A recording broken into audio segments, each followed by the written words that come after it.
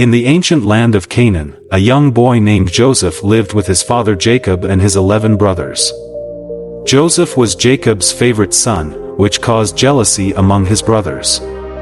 One day, Joseph shared his dreams with his family, revealing that he would one day rule over them.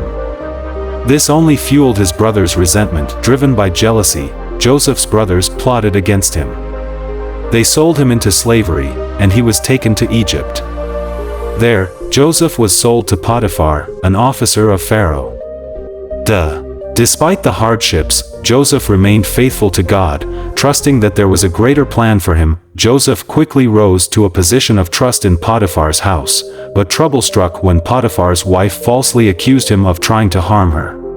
Joseph was thrown into prison. Even in prison, Joseph's faith did not waver. He interpreted dreams for his fellow prisoners, and his interpretations were accurate. Eventually, Pharaoh heard of Joseph's ability to interpret dreams.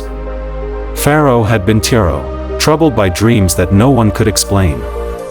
Joseph was brought before Pharaoh, and he correctly interpreted the dreams as a warning of 7 years of abundance followed by 7 years of severe famine. Impressed by Joseph's wisdom, Pharaoh appointed him as second in command over Egypt, in charge of managing the resources during the years of abundance and famine. When the famine struck, it affected not only Egypt but also the surrounding regions, including Canaan. Joseph's brothers traveled to Egypt in search of food. They did not recognize Joseph, but he recognized them. After a series of events, Joseph revealed his identity to his brothers. He forgave them and invited his entire family to live in Egypt, where they would be safe from save many lives. This story of Joseph from the Bible shows how God's plan, though sometimes mysterious and challenging, ultimately worked out for the greater good.